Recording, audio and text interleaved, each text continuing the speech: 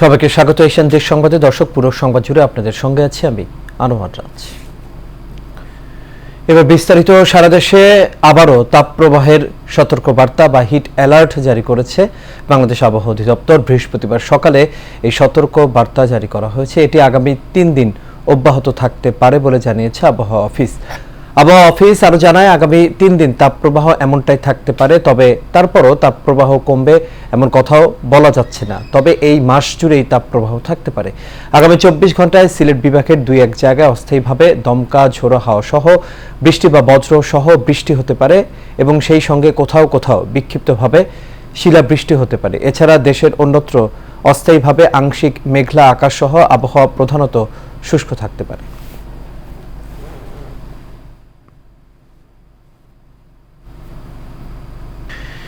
চাঁপাইনবাবগঞ্জের শিবগঞ্জ উপজেলার সোনা মসজিদ স্থলবন্দরে হিট স্ট্রোকে রুহুল আমিন নামে এক সরকারি কর্মকর্তার মৃত্যু হয়েছে। দুপুরে দায়িত্ব পালনরত অবস্থায় মারা যান তিনি। শিবগঞ্জ থানার ওসি সাজ্জাদ হোসেন ও স্থলবন্দরের ব্যবস্থাপক মাইনুল ইসলাম এই তথ্য নিশ্চিত করেছেন। রুহুল আমিন বাংলাদেশ স্থলবন্দর কর্তৃপক্ষের ট্রাফিক ইন্সপেক্টর হিসেবে সোনা মসজিদ স্থলবন্দরে কর্মরত ছিলেন। তিনি যশোরের শার্শা উপজেলার বেনাপোল এলাকার কোরবান আলীর ছেলে।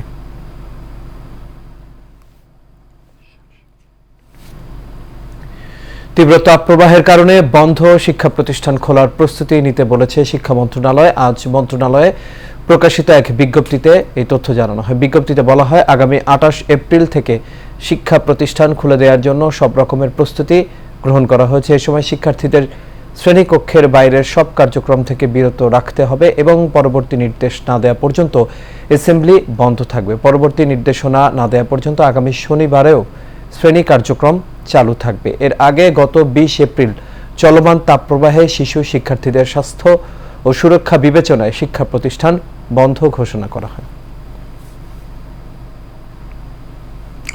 মেহেরপুরের গাংনীতে বিদ্যুৎ স্পৃষ্টে আব্দুল হান্নান নামের এক কৃষকের মৃত্যু হয়েছে। সকালে উপজেলার দেবীপুর গ্রামে এই ঘটনা ঘটে।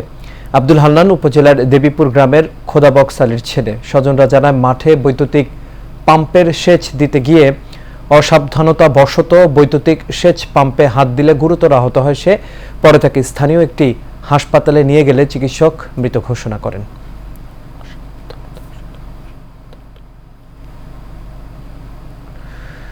নাটোরের বড়াইগ্রামে উপজেলায় রাস্তা পারাপারের সময় ট্রাক চাপায় মোহাম্মদ মোজাহার আলী ওরফে মজাম নামে এক ভ্যান চালক নিহত হয়েছেন। এতে আহত হয়েছেন মিজানুর রহমান নামে একজন। সকালে উপজেলার বনপাড়া হাটিকুমরুল মহাসড়কের আগ্রান বাজার এলাকায় এই দুর্ঘটনা ঘটে। নিহত মোজাহার উপজেলার আগ্রান এলাকার শাহাদ আলীর ছেলে। পুলিশ জানায়, সকাল 10টার দিকে আগ্রান বাজার এলাকায় রাজশাহী থেকে ঢাকাগামী ট্রাকের চাপায় ঘটনাস্থলে মারা যান ভ্যান চালক মোজাহার আলী। এই সময় গুরুতর আহত হয় ভ্যানযাত্রী মিজানুর রহমান। সাভারের ইমানদীপুর এলাকা থেকে সন্তানকে অপহরণ করে স্ত্রীর কাছেই 50,000 টাকা মুক্তিপণ চেয়ে পুলিশের হাতে ধরা পড়েছে সৎ বাবা ও তার সহযোগীরা। এই সময় অপহৃত শিশু ইমামুলকে উদ্ধার করেছে সাভার মডেল থানা পুলিশ।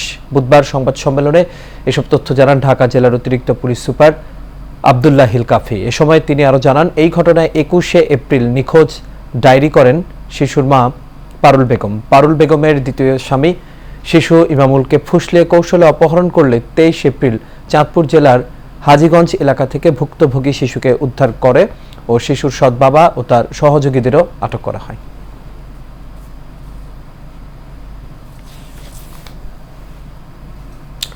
বরিশালের গৌরনদীর বাসুদেব পাড়া কমিউনিটি ক্লিনিকের সিএইচসিপি মোহাম্মদ রিয়াজ হোসেনের বদলি আদেশ প্রত্যাহারের দাবিতে মানববন্ধন, বিক্ষোভ ও গণস্বাক্ষর করে তালা ঝুলিয়ে দিয়েছে এলাকাবাসী।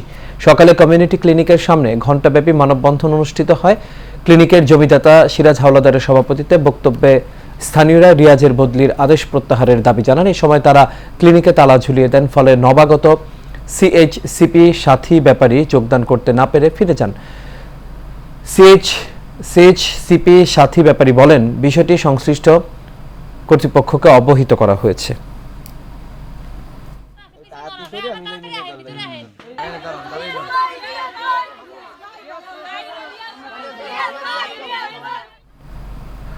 ময়মনসিংহের ভালুকায় বীর মুক্তিযোদ্ধা প্রয়াত মেজর আফসার উদ্দিন আহমেদকে নিয়ে কুরুচিপূর্ণ বক্তব্য দেওয়ার প্রতিবাদে মানববন্ধন করেছে উপজেলা মুক্তিযোদ্ধা সংসদ।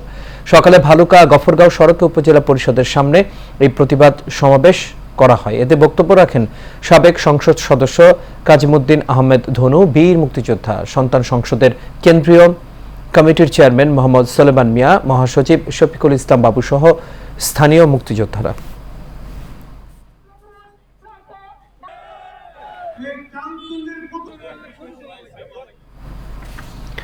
জামালপুরে নারী ইউপি সদস্যের নামে মিথ্যা মামলা ও হয়রানির প্রতিবাদে সংবাদ সম্মেলন অনুষ্ঠিত হয়েছে। দুপুরে মেলান্দহের চরপলিশা বাজারে আওয়ামী লীগের দলীয় কার্যালয়ে এই সংবাদ সম্মেলন অনুষ্ঠিত হয়। সংবাদ সম্মেলনে লিখিত বক্তব্য পাঠ করেন ভুক্তভোগী চরবানি পাকুড়িয়া ইউনিয়নের সংরক্ষিত নারী সদস্য ফরিদা পারভিন। ফরিদা পারভিন দাবি করেন, প্রতিপক্ষের দায়ের করা মামলা দুইটি মিথ্যা ও ভিত্তিহীন। এছাড়াও তার নামে যে সংবাদ প্রচার হয়েছে সেগুলো বানোয়ার। তাই অতি দ্রুত এসব মিথ্যা মামলা প্রত্যাহারের দাবি জানান তিনি।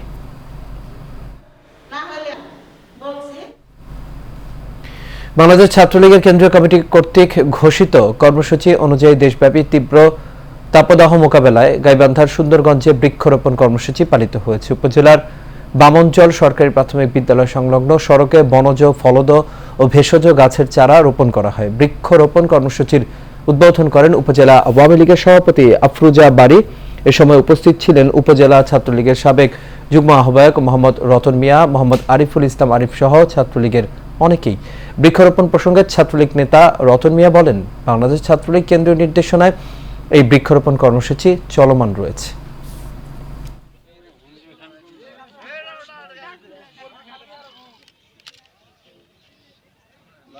তো বাংলাদেশ ছাত্রলীগ ঝড় বৃষ্টি আধার রাতে বাংলাদেশ ছাত্রলীগ আছে রাজপথে এবং আমাদের কেন্দ্রীয় ছাত্রলীগের সভাপতি ও সাধারণ সম্পাদক ও মাননীয় প্রধানমন্ত্রী জননেত্রী শেখ হাসিনার নির্দেশক্রমে আমরা সব সময় অসহায় কৃষক ও মানুষের পাশে আমরা সব সময় আছি। আমরা মাঠে ময়দানে যেভাবে কাজ করলে মানুষ জনগণ শান্তিতে থাকবে, আমরা সেই কাজে জড়িত। দিনাজপুরের বীরগঞ্জ উপজেলায় তাপদাহে নাভিশ্বাস উঠেছে জনজীবনে। বৃষ্টির আশায় ইস্তিস্কার নামাজ আদায় করেছেন মুসল্লিরা। এই সময় মুসল্লিরা আল্লাহর দরবারে দুহাত তুলে কান্না করেন। গতকাল ৮ নম্বর ভোগনগর ইউনিয়নের রহিম বক্স উচ্চ বিদ্যালয় মাঠে ইস্তিস্কার নামাজ অনুষ্ঠিত হয়। এতে উপজেলার বিভিন্ন এলাকায় কয়েক শত মুসল্লি অংশ নেয়। নামাজে ইমামতি করেন আলহাজ মোহাম্মদ মিরাজ রহমান। নামাজ শেষে বৃষ্টির আশায় বিশেষ মোনাজাত করা হয়। এ সময় মুসল্লিরা কেঁদে আল্লাহর দরবারে দুই হাত তুলে বীরগঞ্জ উপজেলা সহ পুরো বাংলাদেশে বৃষ্টি বর্ষণের জন্য দোয়া করেন।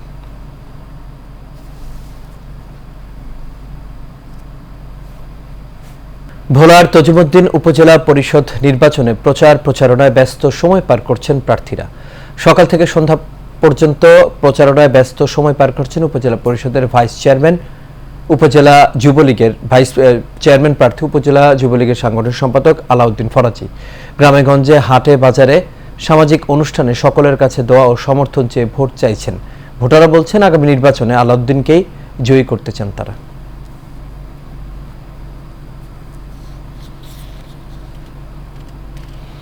কেরানীগঞ্জ উপজেলা চেয়ারম্যান প্রার্থী হিসেবে বয়েজ অফ জিঞ্জিরার প্রধান পৃষ্ঠপোষক শাহিন আহমেদকে পুনরায় নির্বাচিত করতে যৌথ বর্ধিত সভা অনুষ্ঠিত হয়েছে।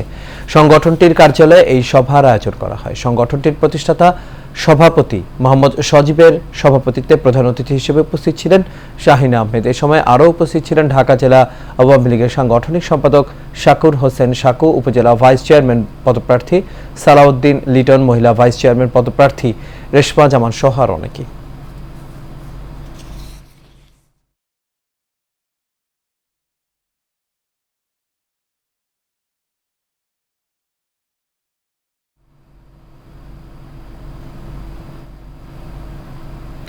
Sylhet MAG Osmani medical college হাসপাতালে রোগীদের ভোগান্তি কমাতে আইসিটি মন্ত্রণালয়ের সহযোগিতায় health service management system software চালু করা হয়েছে। এই সফটওয়্যার ব্যবহার করে রোগীরা ঘরে বসে অনলাইনে তাদের কাঙ্ক্ষিত রেজিস্ট্রেশনের মাধ্যমে টিকিট সংগ্রহ করে দ্রুত ও সহজে সেবা নিতে পারবেন। হাসপাতালের পরিচালক ব্রিগেডিয়ার জেনারেল মাহবুবুর রহমান ভুইয়া জানান, রোগীদের ভোগান্তি কমাতে বর্তমান সরকারের ডিজিটাল বাংলাদেশ করতে হাসপাতালে আইসিটি মন্ত্রণালয়ের সহযোগিতায় অটোমেশন চালু করা হয়েছে।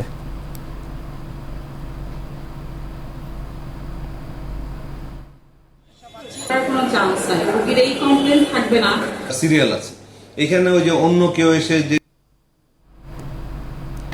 রংপুরের পীরগঞ্জে বাড়ির পাশের পতিত জমিতে সবজি আবাদ করে স্বাবলম্বী হচ্ছেন অনেকেই। পরিবারের পুষ্টি চাহিদা পূরণের পাশাপাশি বাড়তি আয়েরও সুযোগ তৈরি হচ্ছে। পীরগঞ্জের গ্রাম অঞ্চলে একসময় বাড়ির পাশের পতিত জমি অনাবাদি হয়ে পড়ে থাকত। বিষমুক্ত পদ্ধতিতে সেসব জমিতে এখন আবাদ হচ্ছে ডাঁটা শাক, লাউ শাক, পুঁই শাক, কলমি শাক, করলা, লাউ, বেগুন সহ বিভিন্ন সবজি। পরিবারের পুষ্টির চাহিদা পূরণের পাশাপাশি উদ্বৃত্ত সবজি বিক্রি করে বাড়তি আয় করছেন কৃষক। নিরাপদ খাদ্য উৎপাদনের পতিত জায়গায় পুষ্টি বাগান করার প্রবণতা দিনে দিনে বাড়ছে। পুষ্টি বাগান সম্প্রসারণে কৃষকদের উদ্বুদ্ধ করছে স্থানীয় কৃষি বিভাগ।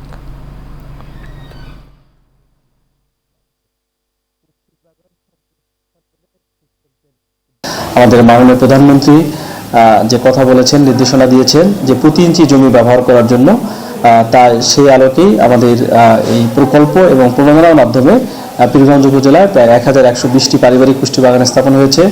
এই বাগানগুলো কৃষক খুব যত্ন সহকারে এই আমাদের কালিকাপুর মডেল অনুসারে 5টা বেডে 5 ধরনের সবজি উৎপাদন হচ্ছে এবং বিভিন্ন মৌসুমে বিভিন্ন সবজি ফসল উৎপাদন হচ্ছে। পারিবারিক যে পুষ্টির যে চাহিদাটা, এই চাহিদাটা আমাদের এখান থেকে পূরণ হইতেছে। পূরণ হওয়ার পরেও আবার এখান থেকে আমরা কিছু টাকা ইনকাম মানে বেনিফিট পাইতেছি, মানে পারিবারিক চাহিদা মিটার পরেও আমরা বাজারজাত করতেছি।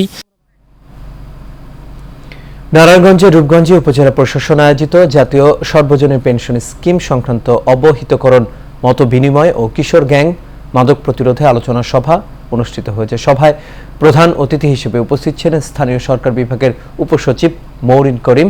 সভাপতিত্ব করেন উপজেলা নির্বাহী অফিসার আহসান মাহমুদ রাসেল। এ সময় বিশেষ অতিথি ছিলেন সরকারি কমিশনার সিমন সরকার ও রূপগঞ্জ থানার ভারপ্রাপ্ত কর্মকর্তা দীপক চন্দ্র সাহা সহ আরও অনেকেই।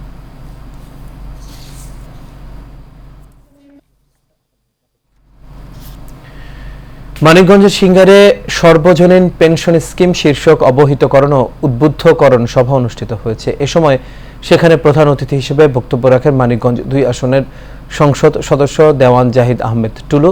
অনুষ্ঠানে সভাপতিত্ব করেন মানিকগঞ্জ জেলা প্রশাসক রেহেনা আক্তার। এছাড়া উপস্থিত ছিলেন সিঙ্গাইর উপজেলা নির্বাহী অফিসার পলাশ কুমার বসু, সিঙ্গাইর থানা ওসি মোহাম্মদ জিরারুল ইসলাম সহ আরও অনেকেই। বাংলাদেশের কোটি কয়েক মানুষ নিয়ে হবে না। প্রধানমন্ত্রী মহোদয়, আপনাদের উদ্দেশ্যে মূল্যবান যিনি অবিচ্ছেদ্য।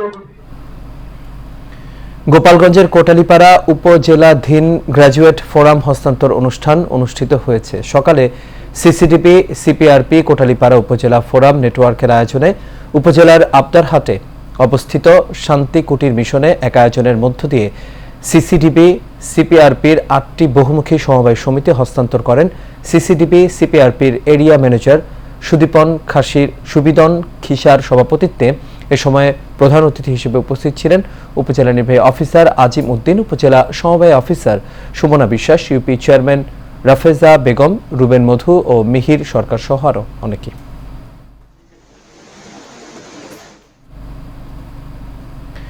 কৃষিকাজে প্রযুক্তি, বগুড়া সদরের সমৃদ্ধি, এই স্লোগানকে সামনে রেখে রাজশাহী বিভাগের কৃষি উন্নয়ন প্রকল্পের আওতায় 3 দিনব্যাপী RDADP স্মার্ট কৃষি প্রযুক্তি মেলার উদ্বোধন করা হয়েছে।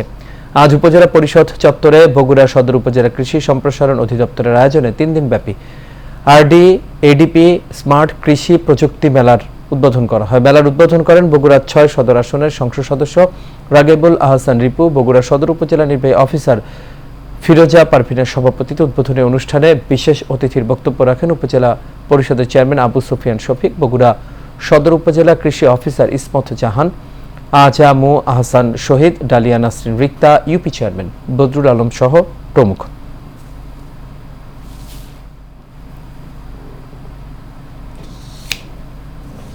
দর্শক, দেশ সংবাদ এ পর্যন্ত। আমাদের পরবর্তী সংবাদ দেখার আমন্ত্রণ রইল। এতক্ষণ সাথে থাকার জন্য সবাইকে ধন্যবাদ।